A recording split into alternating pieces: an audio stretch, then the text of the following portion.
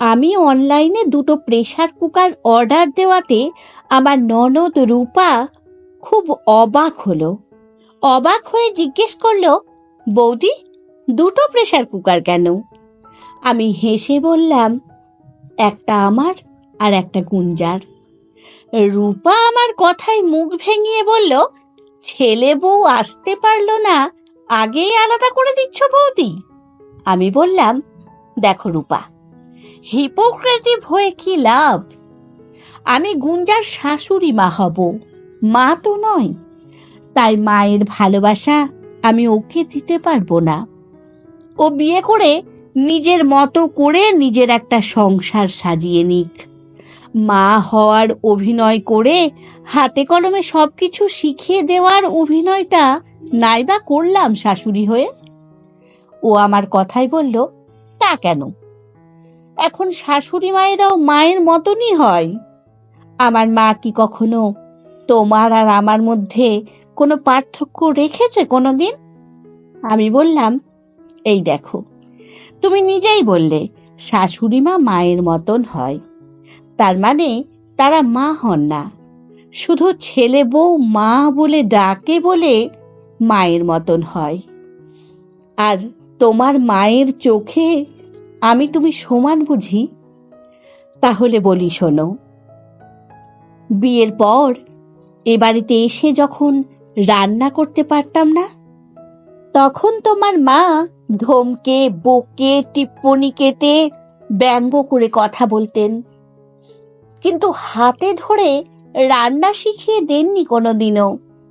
রজত কখনো প্রতিবাদ করতে এলে উনি বলতেন, নিজের মেয়ের মতো করে শিখিয়ে নিচ্ছি, তুই আমাদের শাশুড়ি বৌমার মধ্যে ঢুকতে আসিস না। কিন্তু মজার কথা দেখো, তোমার যখন অতনুর সাথে সম্বন্ধ ঠিক হলো, তখন তোমার এই মাই কি বললেন অতনুর বাবাকে, কিছু মনে করবেন না, আপনার স্ত্রী নেই, তাই বাইরে থেকে হোম ডেলিভারিতে খাবার আসে। কিন্তু রূপা আপনাদের বাড়িতে যাওয়ার পরে সেটা হতে থাকলে কেমন দৃষ্টিকটু ব্যাপার হবে। তাই রূপা যাওয়ার আগেই রান্নার লোক রেখে দেবেন। আমাদের মেয়ে এত কাজ করায় অভ্যস্ত নয়। মনে আছে তোমার কথাগুলো? যখন তুমি অতনুর টাকায় বেড়াতে যাও, তখন তুমি ভ্রমণশীল মানুষ, আর যখন আমি বেড়াতে যাওয়ার বায়না করতাম, তখন তোমার মায়ের ভাষায় আমি ছিলাম বেহিসাবি মানুষ। তাহলে বলো, শাশুড়ি মা কি করে মা হলেন? যখন তুমি পুজোয় মায়ের চেয়ে দামি শাড়ি কেনো, তখন তোমার মায়ের ইগোতে লাগে না, কিন্তু যখন আমি কিনি, তখন তিনি অপমান বোধ করেন, তুলনামূলক কম দামি শাড়ি পেয়েছেন বলে। কিন্তু দেখো, বিপরীতে আমার মা বলতো, বয়স হয়েছে আমার, আর অত দামি শাড়ি পরতে পারি না, তুই আমাকে একটা সুতির ছাপা শাড়ি কিনে দিস, আর ওই টাকায় তুই একটা নিজের পোশাক কিনে নিস। তাহলে বলো, মা আর শাশুড়ি মাতে তফাৎ আছে কিনা? তোমার যখন সন্তান হলো, তখন আয়া রাখতে তোমার মাই বললেন অতনুকে, অথচ আমি চাকরি করার পরেও আমার বুবুন যখন হলো, তোমার মা আমাকে একটা আয়া রাখতেও দেননি। অথচ আমার মা রোজ বিকেলে বুবুনের সাথে খেলা করার ছলনায় এসে আমাকে একটু বিশ্রাম দেওয়ার চেষ্টা করত।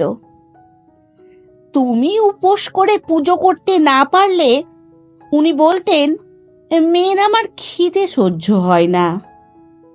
আর আমি উপোস করতে না পারলে উনি বলেন, সংসারে আমার অলক্ষ্মী জুটেছে। তাহলে তুমিই বলো, তিনি কি আমার মা? আমি না খেলে কখনো আমার মাকে খেতে দেখিনি, কিন্তু আমার শাশুড়ি মা কখনো আমার জন্য আক্ষেপ করেননি। আমার মন খারাপ হলে আমার মা ঠিক বুঝে যান, অথচ আমার দুঃখ হলে আমার শাশুড়ি মা দুঃখ করেন। তার সাথে কথা বলিনি বলে। আমি যখন কোনো কাজে ব্যর্থ হই তখন আমার মা আমার মনোবল বাড়ানোর জন্য বলেন, পরের বার জিতবি। আর আমার শাশুড়ি মা সে সময় আমায় ব্যঙ্গ করেন, তোমার ভুল ত্রুটিগুলো ছেলে মানুষই, আর আমার ভুল ত্রুটিগুলো গর্হিত অপরাধ। ছেলের বউকে নিজের মেয়ে বললেই সেই মেয়েটার মা হওয়া যায় না রুমা। মা কখনো সন্তানের প্রতিদ্বন্দ্বী হয় না, কিন্তু দুঃখের বিষয় শাশুড়ি মা তার ছেলের বউকে সেটাই মনে করেন। তাই আমি আর 5টা শাশুড়ির মতো ছেলের বউকে মেয়ের মতো করে ভালোবাসতে চাই না। তাকে ছেলের বউয়ের জায়গায় রেখেই তাকে তার উপযুক্ত সম্মান দিতে চাই, আর সর্বোপরি দিতে চাই তার নিজের একটা সংসার তার স্বামীর সাথে। সেই সংসারে আমার ছেলে থাকলেও সেই ছেলের সূত্র ধরে কোনো দাবি খাটাতে যাব না কোনো দিন। অলক্ষ্যে ওদের সুখটাকে উপভোগ করব শুধু। আমার কথা খুব একটা মনঃপুত হলো না রূপার, কিন্তু আমি খুব তুষ্ট হলাম নিজের মুখে মুখোশ পরার খেলায় না ঢুকে। গুঞ্জা আমাকে মায়ের মতো না দেখলেও হবে। ওর মা ওর জন্য যা করেছেন আমি তা কোনো দিন করতে পারবো না। কিন্তু তাই বলে গুঞ্জার সাথে আমার ভালোবাসার সম্পর্ক থাকবে না সেটাও না।